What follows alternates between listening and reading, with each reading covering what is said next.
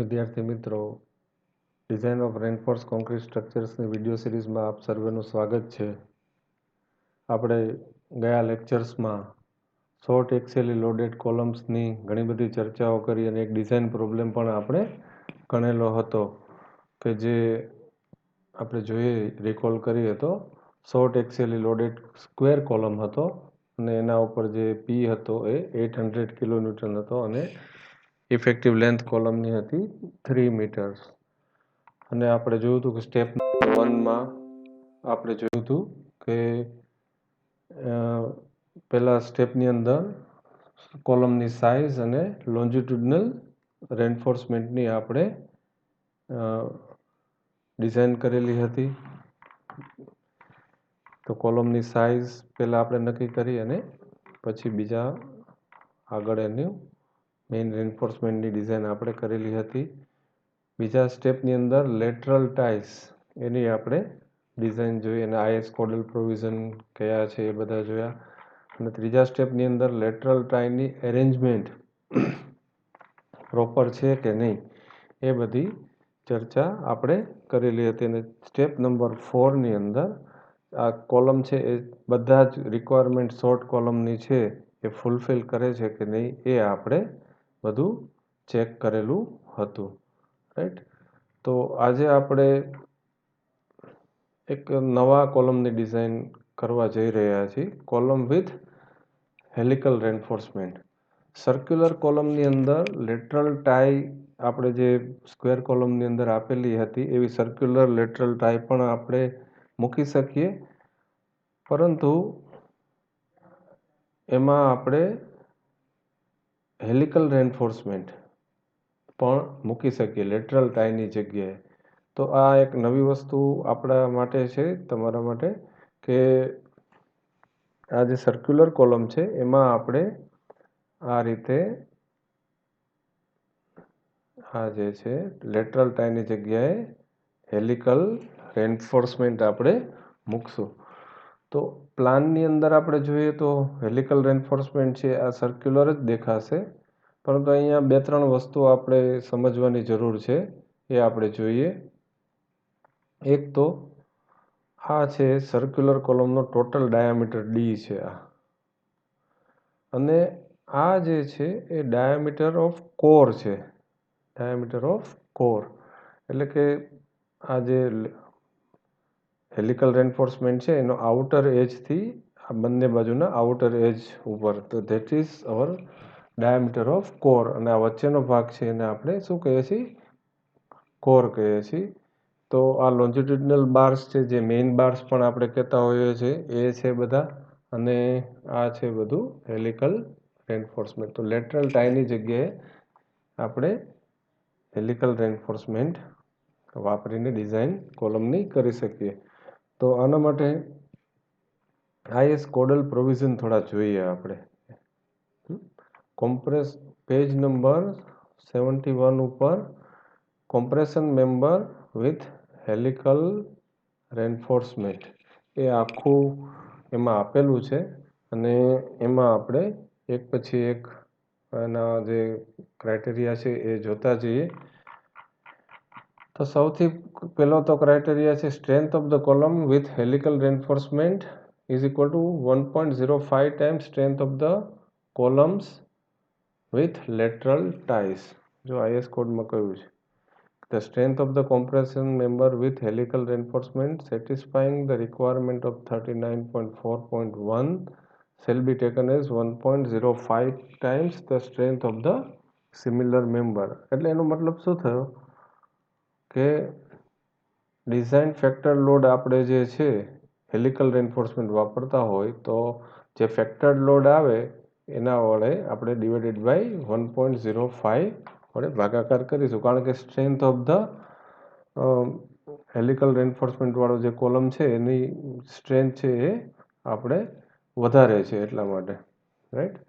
અને બીજો ક્લોઝ અગત્યનો છે, આઈએસ કોડમાં કહે છે કે the ratio of volume of the helical reinforcement to the volume of the core should not be less than 0.36 બ્રેકેટની અંદર AS/AC -1 bracket complete, multiply by FCK or F5. તો AG is the gross area of the section.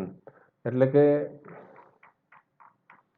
આ જે diameter D છે કોલમનો એનો π/4 D² કરો એટલે એ gross area આવશે અને AC છે area of core, that is area of core. અહીંયા આપણે લખેલું છે રાઈટ, એરિયા ઓફ કોર. તો એરિયા ઓફ કોર આપણને કઈ રીતે મળે, જે હેલિકલ રેન્ફોર્સમેન્ટનું આઉટર ટુ આઉટર આપણે લઈએ એને આપણે એનું ડાયામીટર છે DC, તો π/4 DC² એ આપણને આપશે એરિયા ઓફ કોર રાઈટ. અને FCK characteristic compressive strength of the concrete and Fy is equal to characteristic strength of helical reinforcement. ખાસ ધ્યાન રાખો, characteristic strength of the helical reinforcement, not a main bar but not exceeding 415 Newton per mm². તો આ ઇક્વેશનને આપણે સમજીએ શું કહેવા માંગે છે કે એ કહે છે કે the ratio of volume of the helical reinforcement to the volume of the core shall not be less than, right. તો આ ભાગની અંદર આપણે એક પીચને પકડીએ, આ જે છે ધેટ ઇઝ અવર પીચ. તો આટલા ભાગની અંદર હેલિકલ રેન્ફોર્સમેન્ટનું જે વોલ્યુમ છે એ આપણે કાઢીએ અને એટલા જ ભાગની અંદર આપણે કોરનું વોલ્યુમ આપણે કાઢવાનું રહે છે. તો volume of the spiral in the loop, આ જે સ્પાઇરલ છે એનું આ ગોળ હશે આ રીતે, આખી આ રીતે, તેમાં એનું ડાયામીટર આપણે આખો બાદ કરીએ અને એ આવશે આ રીતે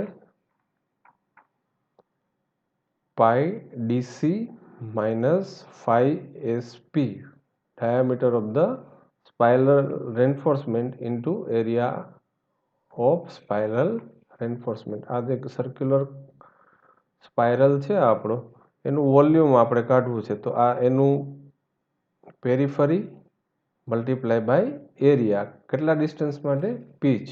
તો π/DC - 5SP એ આપણને એનું આ આપશે પેરીફરી આપશે અને મલ્ટીપ્લાય બાય ક્રોસ સેક્શન એરિયાનો કરીએ એટલે આપણને વોલ્યુમ આપશે spiral in the loop.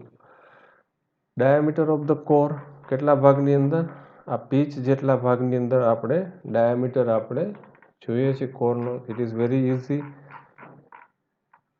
π/4 DC² અને P. તો આ છે volume of the core for length P. તો volume of the spiral in the loop divided by volume of the core for the length P. આ ratio છે જે એ આપણે, અને it is negligible, 5SP is very negligible as compared to all this. તો આ ratio આપણને આવશે 4 times ASP DC in P. તો આ જે ટર્મ્સ છે બધી, ASP area of spiral reinforcement, DC diameter of core અને P છે એ પીચ છે. It should be greater than 0.36 A gross upon area of core -1 multiply by FCK into Fy. તો આ જે ઇક્વેશન છે એમાં આપણે બધી કિંમત મૂકી એટલે આપણને પીચની વેલ્યુ મળે. તો આ એક આપણા માટે નવી બાબત છે. જ્યારે કારણ કે આપણે જે સ્ક્વેર કોલમની ડિઝાઇન કરી હતી તો એમાં લેટરલ ટાઈ છે એના જે પીચ માટેના જે ક્રાઇટેરિયા હતા એ બધા જુદા હતા આપણે, અને આ જે છે સ્પાઇરલની જે પીચ છે એટલે કે આપણે આ ઇક્વેશનમાં આ ફરી આ ફિગરમાં આપણે જોઈએ આ રીતે આખું વાળેલું હશે સ્પાઇરલ એ રીતે હેલિકલ રેન્ફોર્સમેન્ટ. તો આ બે પોઈન્ટ વચ્ચેનું અંતર એને આપણે પીચ કહેવામાં આવશે. It is not commonly used, કારણ કે દરેક સાઇટ ઉપર આ ઇટ ઇઝ સ્કિલ માગેલું એવું કામ છે એટલા માટે આપણે બહુ ઓછું જોવા મળે છે એ રીતે. તો આ આપણે થિયરી જોઈએ. તો ઇન શોર્ટ આપણે આ બે પોઈન્ટ યાદ રાખીશું અત્યારે કે ડિઝાઇન ફેક્ટર લોડ છે એ ફેક્ટર્ડ લોડ ડિવાઇડેડ બાય 1.05 થશે હેલિકલ રેન્ફોર્સમેન્ટ હોય ત્યારે. અને આપણે આ એક ધ્યાન રાખવું પડશે કે 4 ASP upon P into DC should be greater than or equal to 0.36 AG upon AC minus 1 multiplied by FCK upon FY. આ બે મુદ્દા આપણને યાદ રહી જાય પછી આપણે આગળ વધીએ તો એક એક્ઝામ્પલ લઈએ એટલે આ બધી જ વસ્તુ આપણને ક્લિયર થશે. Design of axially loaded column. આ બધા જ કોલમ આપણે એક્સિયલી લોડેડ કોલમની ડિઝાઇન કરી રહ્યા છીએ. એમાં આપણે સ્ક્વેર કોલમ જોયો, સર્ક્યુલર વિથ હેલિકલ રેન્ફોર્સમેન્ટ. અહીંયા આપણે design a circular column to carry axial load of કેટલો છે 1000 kilonewton by using the helical reinforcement. બરાબર ને, એટલે કે હેલિકલ રેન્ફોર્સમેન્ટ વાપરીને આની ડિઝાઇન કરવાની છે. Effective length of column is 3 metre, concrete grade is M20 અને સ્ટીલ ગ્રેડ છે આપણો Fe415. Here axial load P is equal to 1000 kilonewton, right? L effective is 3 meter, FCK is equal to 20, Fy is equal to 415. તો આપણે જે આગળ step હતા એ જ રીતે આમાં આગળ વધી. Determination of size of longitudinal determination of size and longitudinal reinforcement, એટલે કે કોલમનો ડાયામીટર કેટલો આવશે અને એની અંદર મેઇન રેન્ફોર્સમેન્ટ છે જે એ કેટલા બાર્સ આપણે કેટલા ડાયામીટરના અને કેટલા જોઈશે એની આપણે ગણતરી કરવાની છે. તો જે આપણે આગળ ચર્ચા કરી IS કોડમાં આ જે આપેલું છે કે જે સ્ટ્રેન્થ છે એની 1.05 ટાઈમ્સ વધારે હોય છે, એને આપણે આગળ વધીએ તો PU જે આપણે અત્યાર સુધી 1.5 ટાઈમ્સ કરતા હતા એના બદલે હવે આ આપણે કરીશું 1.5 into 1000 ડિવાઇડેડ બાય 1.05, એટલે કે 5% સ્ટ્રેન્થ એની વધારે છે. તો design factor load is equal to 1428.57 kilonewton, not 1500 જે અત્યાર સુધી આપણે બીજા કોલમની ડિઝાઇનમાં કરતા હતા. તો એ રીતે નહીં થાય, રાઈટ. PU આપણું આ ઇક્વેશનનો ઉપયોગ આપણે વારંવાર કરેલો છે. 0.4 FCK into AC plus 0.67 FY into ASC, page number 71 ઉપર આપણને આ ઇક્વેશન આપેલું છે. શોર્ટ એક્સિયલી લોડેડ મેમ્બર, ખાસ શબ્દ વાપરીએ, શોર્ટ એક્સિયલી લોડેડ મેમ્બર જો હોય તો અને તો જ આ ઇક્વેશનનો આપણે ઉપયોગ કરી શકીએ છીએ. એટલે આ કોઈ તમારે યાદ રાખવાની જરૂર નથી, કોડની અંદર આ વસ્તુ આપેલી છે, રાઈટ. આપણે પાછળના લેક્ચરમાં પણ ચર્ચા કરી હતી. 0.4 FCK ઇન્ટુ AC શું છે? આ કોન્ક્રીટ કેટલો કોમ્પ્રેશન રેઝિસ્ટ કરે છે એ પાર્ટ છે અને આ પાર્ટ છે સ્ટીલનો પાર્ટ છે. સ્ટીલ કેટલું, કારણ કે અહીંયા 0.4 FCK એટલે પરમિસિબલ સ્ટ્રેસ ઇન કોમ્પ્રેશન, ખાસ ધ્યાન રાખી કેટલી હોય 0.4 FCK અને સ્ટીલમાં કેટલી છે 0.67 FY. જે બેન્ડિંગ કોમ્પ્રેશન હતું એમાં આપણે જોતા હતા 0.87 FY હતી, પણ અહીંયા ડાયરેક્ટ કોમ્પ્રેશનની અંદર સ્ટીલની કેપેસિટી 0.67 FY આપણે કરવાની છે. અહીંયા આપણે IS કોડના જુદા જુદા પ્રોવિઝન ખબર છે કે આપણે જે ચર્ચા કરી હતી કે કોલમની અંદર કેટલું સ્ટીલ હોય 0.8 મિનિમમ ટુ 6% મેક્સિમમ. તો we will start with minimum steel આપણે મૂકી અને આપણે આગળ વધીશું. Assuming 0.8% steel, right. આખો જે કોલમ છે આપણો એ ગ્રોસ એરિયાના કેટલા ટકા છે આ સ્ટીલ છે એ 0.8% જ છે ખાલી, રાઈટ. તો કોન્ક્રીટનો એરિયા કેટલો રહેશે 0.992% અને સ્ટીલનો એરિયા કેટલો રહેશે ગ્રોસના 0.008 એ ગ્રોસ. Quite understood. ખાસ સમજી શકાય એવી વસ્તુ છે. આમાં આ વસ્તુ અઘરી નથી. જે આપણે ગયા એક્ઝામ્પલમાં પણ જોયું હતું ને એમાં આપણે કેટલા 1% સ્ટીલથી આપણે આગળ વધેલા, પણ આમાં જે સ્પાયરલ છે હેલિકલ રેન્ફોર્સમેન્ટ કોલમની સ્ટ્રેન્થ વધારે છે, એટલે વી will start minimum steel. Putting this values in the equation. આ છે PU 0.4 FCK અને આ છે એરિયા ઓફ કોન્ક્રીટ. કારણ કે એરિયા ઓફ સ્ટીલ જેમાંથી બાદ કરીએ ગ્રોસમાંથી, એટલે આ વધે શું છે આપણું area of concrete plus 0.67 FY into ASC. ASC આપણે જોયું કે 8.8% છે ગ્રોસ એરિયાના, એટલા માટે 0.008 એ ગ્રોસ. અને આ ઇક્વેશનને સોલ્વ કરીએ આપણે AG માટે, ગ્રોસ એરિયા માટે, તો ઇટ કમ્સ આઉટ 140,601.748 mm². બરાબર. તો એરિયા એ gross area of the column is π/4 d². D is equal to diameter of the column, right. તો મિનિમમ ડી રિક્વાયર્ડ કેટલો જોઈએ આમાં, અને આપણે જોઈએ આ રીતે, તો ડીમાં સોલ્વ કરીએ આપણે તો 423.10 mmની આપણને જરૂર પડશે, રાઈટ. 423.10 mm. તો we will keep D is equal two 425 mm, right.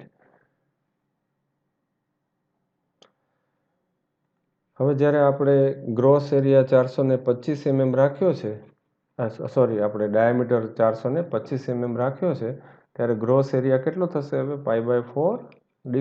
That is 14862.54 mm², which is greater than our required. 140601 કરતાં આપણો જે છે એ વધારે છે નેચરલી, કારણ કે આપણે 423 ડાયામીટરની જરૂર હતી અને આપણે 425 mmનો ડાયામીટર આપણે મૂકીએ છીએ, રાઈટ.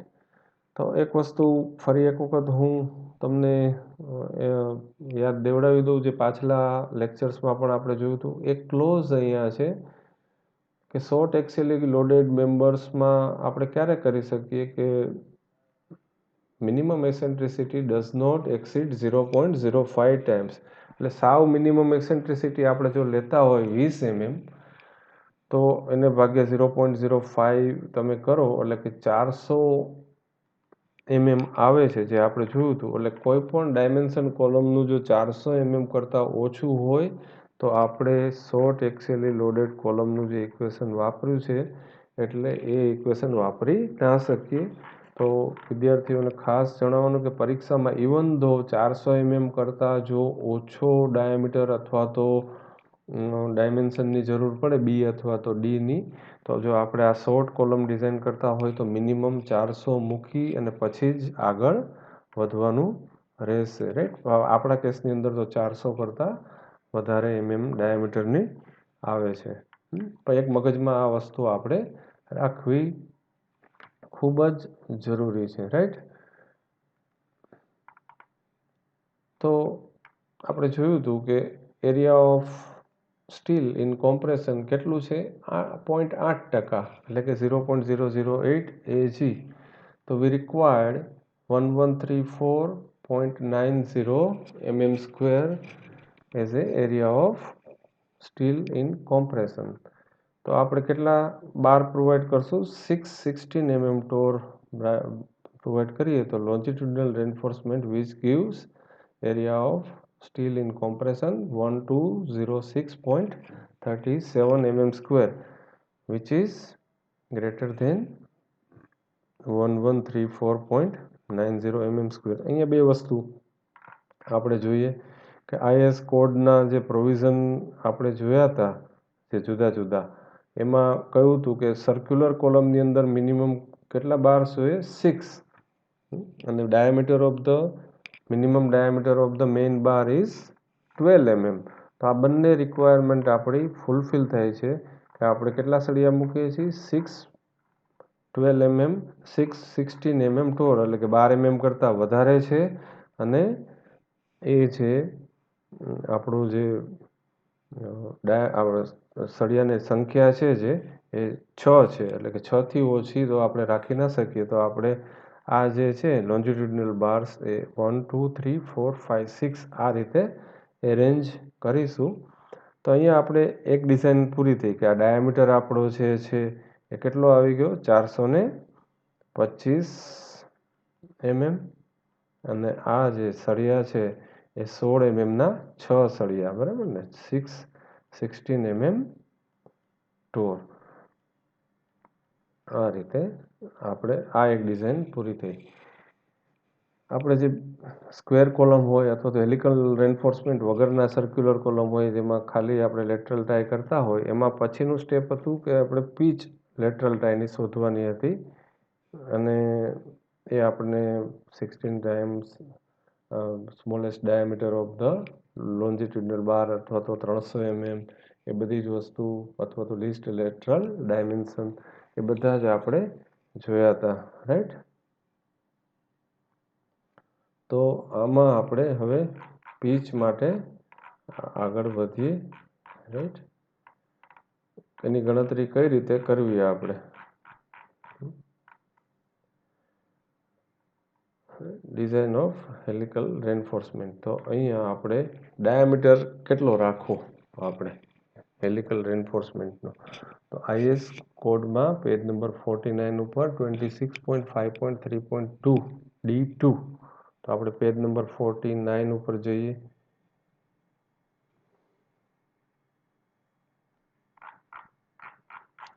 અને એમાં જોઈએ જો ફરી એક વખત તમને હું કહું કે આપણે જે વાત કરી હતી કે આ કોલમમાં લોન્જિટ્યુડનલ રેન્ફોર્સમેન્ટમાં આ 0.8થી 6% સ્ટીલ જોઈએ છીએ 12 mmથી ઓછા સળિયા આપણે ના રાખી શકીએ રાઈટ. આ બે વસ્તુ હતી. બે સળિયા વચ્ચેનું અંતર 300 mmથી વધારે ના હોવું જોઈએ અને minimum number of longitudinal bar in column 4 in rectangular અને 6 in circular column રાઈટ. તો આ ક્લોઝ આપણે પરિચિત છીએ અને પીચ લેટરલ ટાઈની pitch and diameter of the lateral tie એમાં આપણે જોયું હતું કે least lateral dimension 16 times smallest diameter of longitudinal reinforcement or 300 mm એમાંથી જે ઓછું હોય તે અને ડાયામીટર છે એ કેટલો હોવો જોઈએ 1/4 diameter of the polygonal link or lateral tie shall be not less than 1/4 of the diameter of the largest longitudinal bar in no case less than 6 mm. અહીંયા સુધારો છે 6 mm કે ઓછો ન હોવો જોઈએ.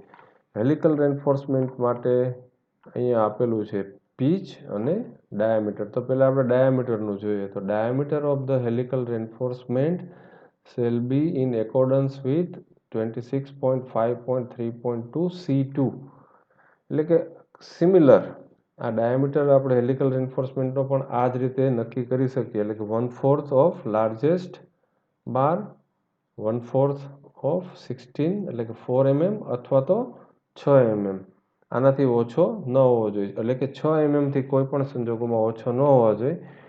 તો અહીંયા આપણે પ્રોવાઈડ કરીએ છીએ providing 8 mm ટોર as a helical reinforcement 8 mm આપણે રાખીએ છીએ અને એને આપણે ચેક કરીએ છીએ કે 4 mm અને 6 mm તેમાંથી વધારે છે 6 mm એના કરતાં આપણું ડાયામીટર છે 8 mm છે ધેટ ઇઝ ઓકે રાઈટ. તો આ એક ખાસ અગત્યનું છે કે IS કોડ કહે છે કે હેલિકલ રેન્ફોર્સમેન્ટનું ડાયામીટર પણ આપણે જે પોલિગોનલ લિંક અથવા તો લેટરલ ટાઈ છે કોલમની એની જેમ જ આપણે નક્કી કરવાનો રહે છે રાઈટ. બીજું આપણે પહેલાં તો હવે પીચ નક્કી કરશું ને પછી આ જે ક્રાઇટેરિયા છે મિનિમમ પીચના એની ચર્ચા આપણે પછી કરીએ રાઈટ. તો પીચ એના માટે આપણે જોયું ડિટેલમાં આપણે જોયું હતું કે 4 ASP upon PDC should be greater than or equal to 0.36 right. AG upon AC minus 1 FCK upon FY આ રીતે એમાં કરેલું છે. તો આપણે આ બધી વસ્તુ સાબિત પણ કરેલી છે. અહીંયા DC એક પછી એક જોતા જઈએ. DC is equal to diameter of core. DC is equal to diameter of core કઈ રીતે મળે એ પણ આપણે ચર્ચા કરી. આ જે કોલમમાં છે મિનિમમ આપણું જે આવશે કવર એ 40 mm અને આઉટર સાઈડ આ બંનેની આપણે કરીએ તો આ જે 425 mm આખો ડાયામીટર છે એમાંથી 40 અને 40 બાદ કરીએ એટલે આપણને ડાયામીટર ઓફ કોર આપણને મળશે, right.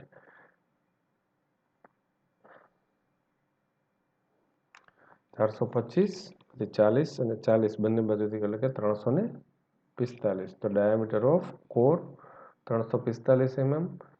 Area of core π/4 DC square, that is 93,482.02 mm square. Gross area એ તો સાવ સહેલું છે, π/4 D square 425 નો ડાયામીટર છે, રાઈટ. એએસપી એટલે કે cross sectional area of helical reinforcement. આપણે 8 mm ના હેલિકલ રેન્ફોર્સમેન્ટ રાખીએ છીએ તો π/4 D square એટલે કે 50.26 અને pitch is equal to pitch of the helical reinforcement. આ બધી જ વસ્તુ આપણે ઇક્વેશનની અંદર મૂકીએ. આ ઇક્વેશનની અંદર તો 4 ટાઈમ્સ 50 ઇન્ટુ 50.26 એટલે area of helical reinforcement. Pitch અને આ છે diameter of the core should be greater than or equal to 0.36. આ છે ગ્રોસ એરિયા અને upon area of core. Gross area of core -1 FCK upon area, right. તો P ને સૂત્રનો કરતા બનાવીએ તો P should be less than or equal to 64.89.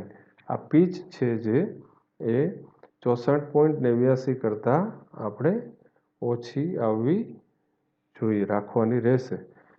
તો આ આપણે પીચની ડિઝાઇન થઈ ગઈ. હવે એના માટે ચેક, રાઈટ. પેજ નંબર 49 ઉપર શું કહે છે? Helical reinforcement shall be regular formation with the turns of the helix spaced evenly and its end shall be anchored properly by providing 1.5 extra turns of the spiral bar. Where the increased load on column on the strength of the helical reinforcement is allowed for the pitch of the helical turn shall be not more than 75 mm. તો પહેલું તો pitch છે એ 75 mm કરતાં ઓછી હોવી જોઈએ. આપણે કેટલી છે 64.89. તો આ ક્રાઇટેરિયા ફૂલફિલ આપણે થાય છે, રાઈટ. પહેલો criteria. or nor more than 1/6 of the core diameter. બીજો ક્રાઇટેરિયા છે આપણો 1/6 of the core diameter, right. એટલે કે 57.5 mm. તો આ છે 64 છે એના કરતાં વધારે છે, રાઈટ. ત્રીજો ક્રાઇટેરિયા છે sorry, core diameter of the column nor less than 25 mm nor less than 3 times the diameter of the steel bar forming the helix. So it should be greater than 25 mm and it should be diameter of આ spiral છે એના કરતાં એટલે કે 24 mm અને 25 mm કરતાં તો વધારે જ હોય, પરંતુ 57.5 mm કરતાં આમાં ઓછી રાખવાની રહેશે આપણે, રાઈટ. તો આપણે ડિઝાઇનમાં કેટલી આવી છે 64.89. પરંતુ આ ક્રાઇટેરિયા ફૂલફિલ થતો નથી એટલે અહીંયા આપણે રાખીએ છીએ pitch is equal to 55 mm, right. તો આ જે ડિસ્ટન્સ છે જે આપણું પીચ એ કેટલું હશે 55 mm. આપણે એ રીતે એને બાંધવા પડશે રેન્ફોર્સમેન્ટને, રાઈટ. હેલિક્સ આખો 55 mm, રાઈટ. તો આ એક આપણે પીચની ડિઝાઇન આપણે હેલિકલ રેન્ફોર્સમેન્ટની પીચની ડિઝાઇન કરીએ આપણે. હવે છેલ્લું સ્ટેપ છે આપણું જે હતું એ આ બધું જ આપણે કર્યું, પણ આ શોર્ટ કોલમ છે કે નહીં એ તો આપણે જોવું પડે કે સ્લેન્ડરનેસ રેશિયો કેટલો હોવો જોઈએ, 12થી ઓછો હોવો જોઈએ. અને પેજ નંબર 41 ઉપર એ વસ્તુ આપણને આપેલી છે. આપણે જાણીએ છીએ કે જ્યારે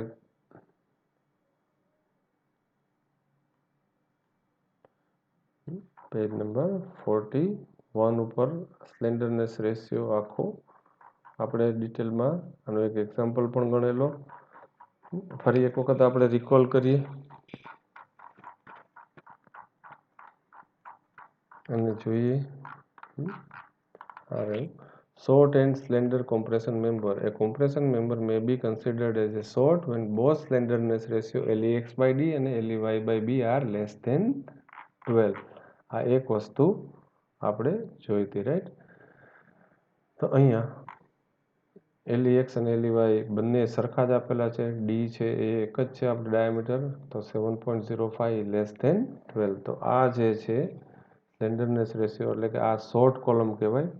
પછી ઈ minimum એસેન્ટ્રિસિટી.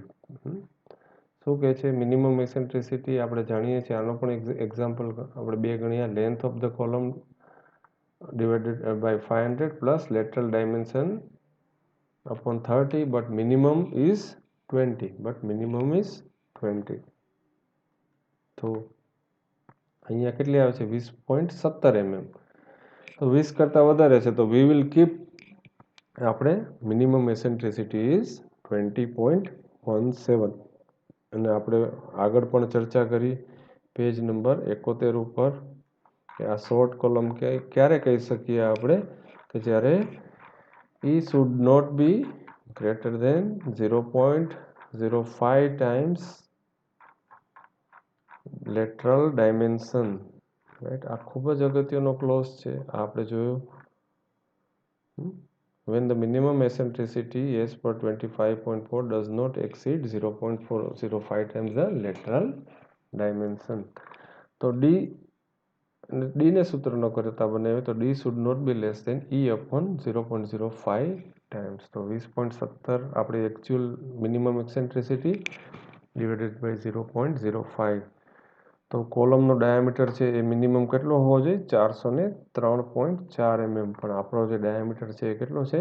425 mm, which is greater than 403.45. then it is okay.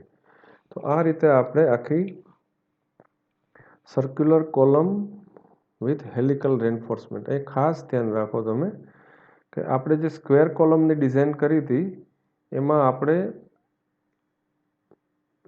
Equation તો આ એક જ વાપરેલું, આ બંને જગ્યાએ સરખું.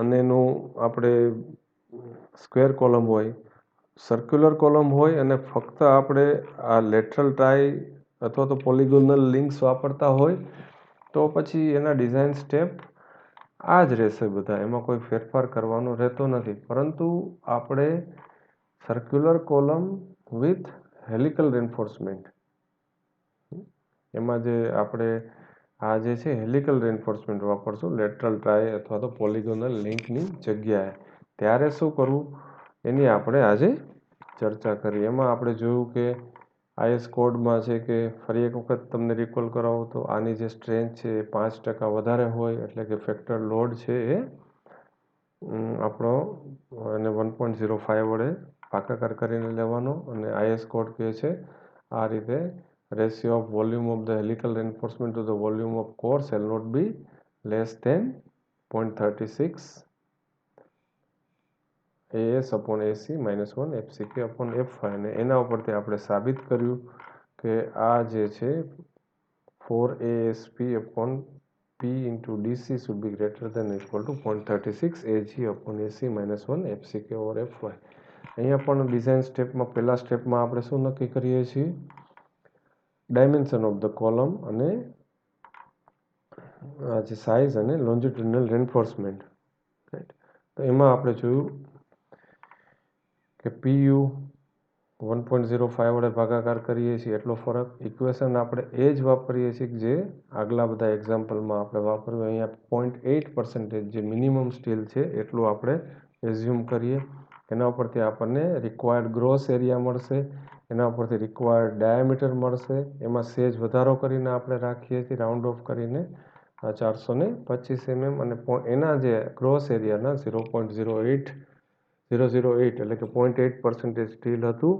એના ઉપરથી આપણને area of steel in compression A main બારનું કેટલું જરૂરી છે એ આપણને મળે છે.